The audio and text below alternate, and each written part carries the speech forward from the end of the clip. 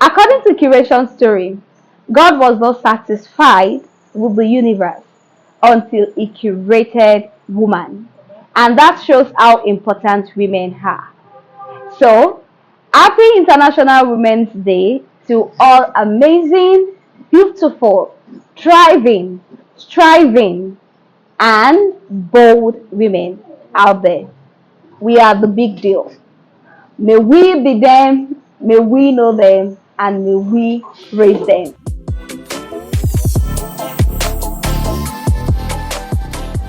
And that is why this month we are going to be woman centric. We want to zoom in our lens on women. And I feel whatever women have been able to achieve in this 21st century is as a result of an ideology. And that ideology is feminism. So we'll be treating the topic feminism, gender equality in Nigeria. We want to focus on the concept feminism, gender equality, particularly in the Nigeria context. Like I said before, sometimes I'll be the one doing the talking, and some other times we'll be inviting other people. And I feel on a very controversial topic like feminism, we need to listen to other people's opinion, construct, debate, and that is what exactly what we'll be doing on subsequent episodes on this topic, but I will be introducing the topic. I came across the word feminism as an undergraduate, and I later did my project on feminism, the concept of feminism, African women, using Femi Oshofiso, Women of Owu, and Bushi Emesheta, Joy of Motherhood. And even at the level, my knowledge of the topic was of the theory was limited. And then during my master's, I also uh, romance with feminism a little. The truth is, if you are in humanity, art, you will always be, dining and whining with the theory or with the concept feminism. And at this doctoral level, I think my knowledge of feminism is now more deep than it was before. So I feel I'm justified, yes, I'm justified to provide a theoretical background of the ideology called feminism. Now, what is feminism? Feminism is like a wide hurricane that everybody can relate to. It's either someone is calling herself feminism or someone is outrightly against it and believe it is the reason for the whole marital crisis that is happening in Nigeria presently. But then, let's really look at what feminism is all about. Feminism, as far as I'm concerned, is more than an ideology, is more than a theoretical framework, is like a lens or a philosophy through which you view life, you understand life, and you relate with others. It's more similar to religion. Whatever religious lens you view life from, it influences the way you relate with others, and it rubs off on every aspect of your life, just as feminism. And in the most simplest form, feminism is about gender equality. All gender are equal. None was born superior to another, and none was born inferior to another. All gender are equal. And if they are equal, then they deserve equal privileges, equal opportunities in societal space, political space, economical space, and in every other space, both in the public space and in the private space. And if I say private space, I mean in the family, blah, blah, blah, blah, blah stuff.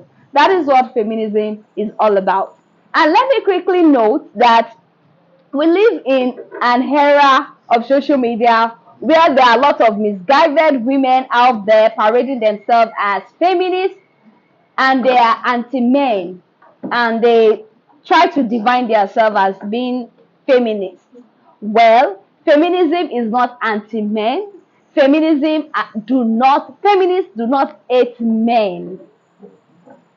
Feminism is not an ideology that stems out of hate. Feminism is an ideology that stems out of a need, a cry for gender fairness, fair treatment of all genders.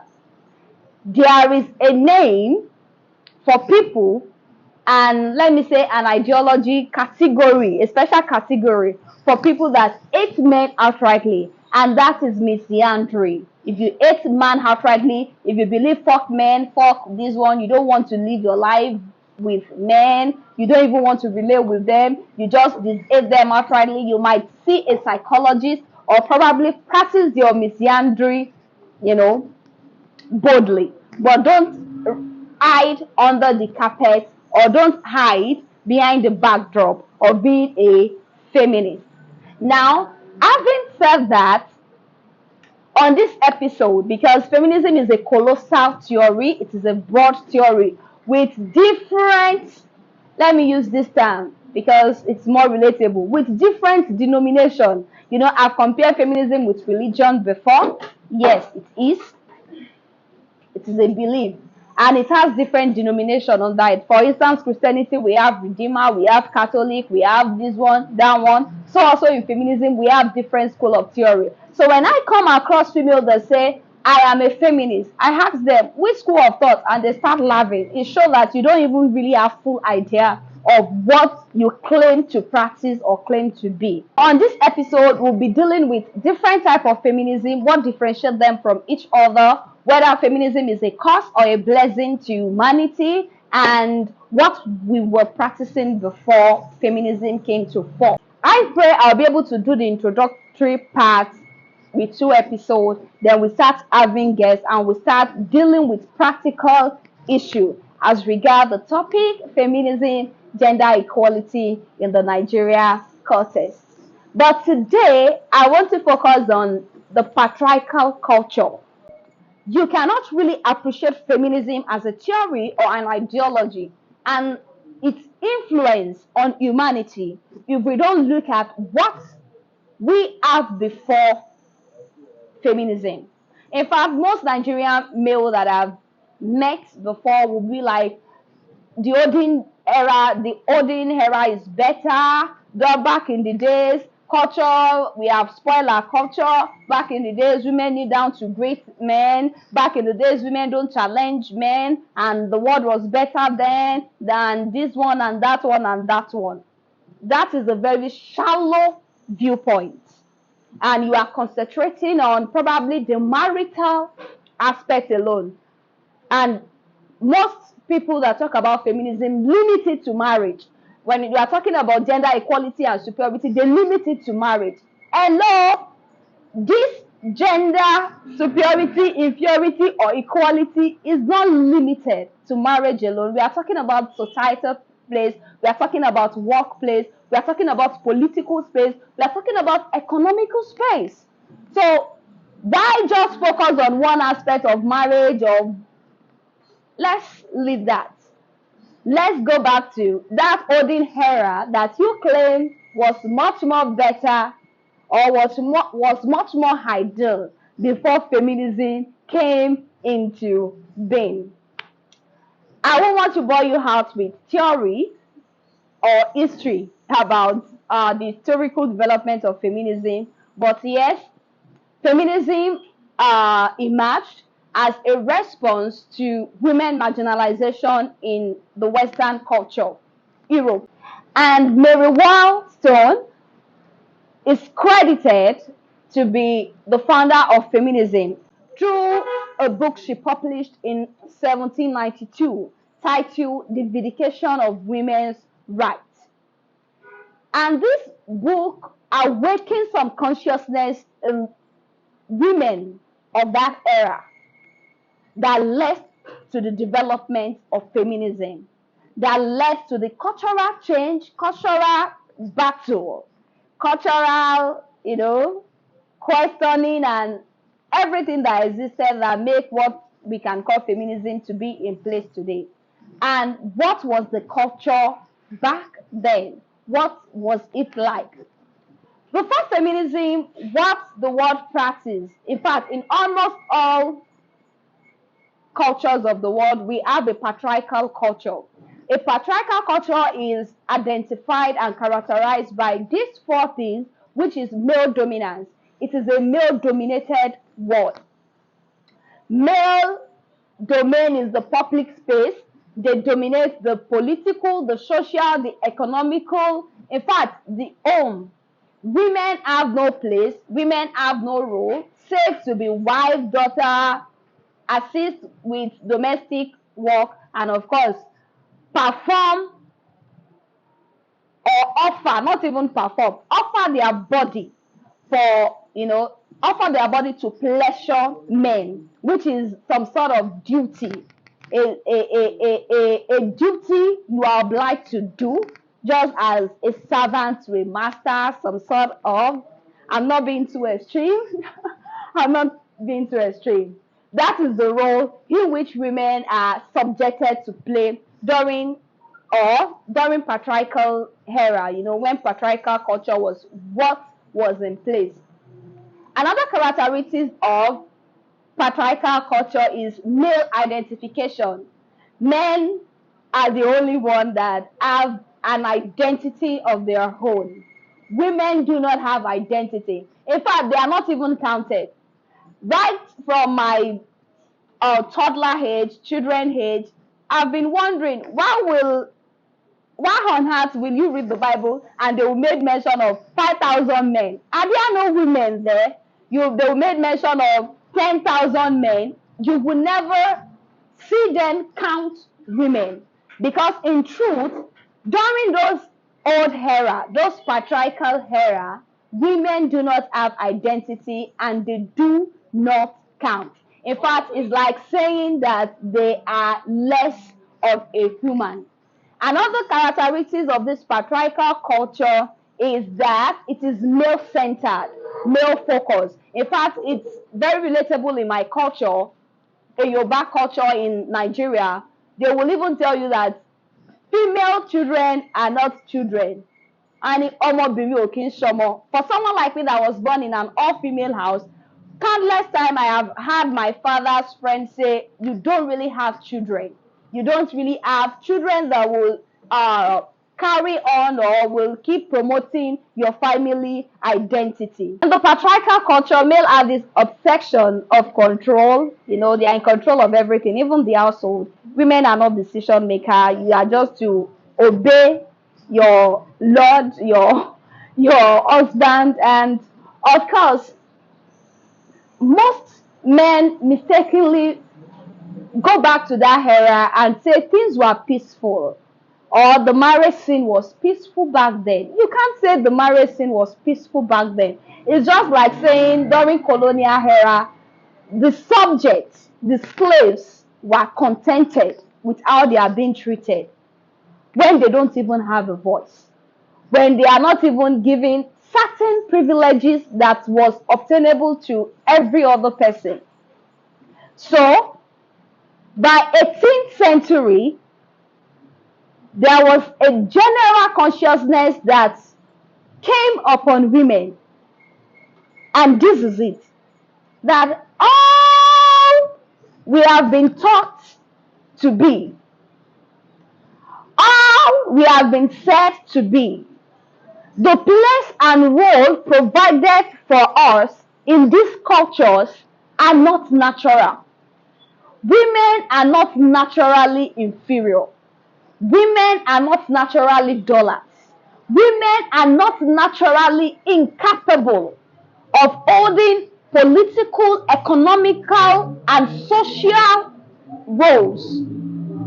They are just being socially deprived by man-imposed laws. And this set of women begin to ask questions and challenge the status quo. Why will you say women don't have rights to education? Why will you limit the skill I have access to knitting and cooking? Why not teach me mathematics? Why not teach me physics and see if I can function well? Why will you not count me? Why will you say I can't voice out my opinion, even if it's wrong? I have a voice. I am a woman. Women begin to ask questions. Why will you say I should not vote? That I don't have the mental capacity to decide who I want to vote for or who should rule me in the political space. And of course, when women start asking questions, challenging the cultural religion role that was provided then, we begin to experience a cultural shift. One of the most notable achievements of the earliest feminists is the suffrage right, and that is right to vote and to do what? To be voted for. Right to education, reproductive right. I am a woman, I have right over my body. It's my body. It's not your property. It's not a man's property. It's my body. It's my own decision that should make me decide whether I want to give my body to you or not. Then these cultural shifts started coming to place. We see women doing well in education, technology, almost in every field. There is no field. I made bold to say that there is no field presently in the world that you won't find a woman that is doing excellently well in that field, which resonates the earliest feminist notion that women's subordination is not natural. It's just a socially constructed subordination to place women at the inferior place and to for men to exert their influence as being superior. Like I said, I'm going to conclude this episode by leaving you with the question of whether feminism is a curse or blessing to humanity. But I will answer my own right here on this episode. As far as I'm concerned, feminism is a blessing to humanity. The reason why I can face this camera and talk this boldly is because of feminism. I have right to education. I have rights over my own body. I do not feel inferior to any man. I feel like human, and that is what should be obtainable. That is the ideal. No superior human, no inferior human. Someone was talking to me, I think, upper week, and he was saying, let me come down to your level. He said, because we are discussing about politics, and he felt because I'm a woman, I can't function in that space. And he said, let me come down to your level. And I let him land. And when he landed, I did what? I punctured all his points because I have education, I am well exposed, and I have the capacity to function or to have that kind of discussion because I am human, not only woman.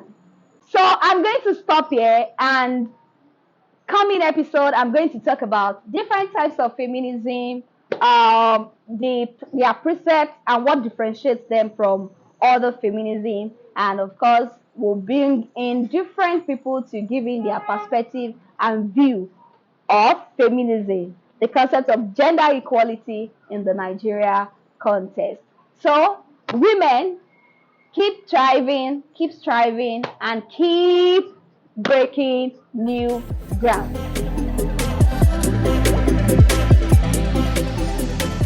Thank you for staying tuned to this wonderful episode. Please subscribe to my channel, give me your feedback on the comment section, and you might want to drop questions or area you feel we should talk on in our coming episode. I am a proud liberal feminist, and I'm wishing you a blissful week ahead.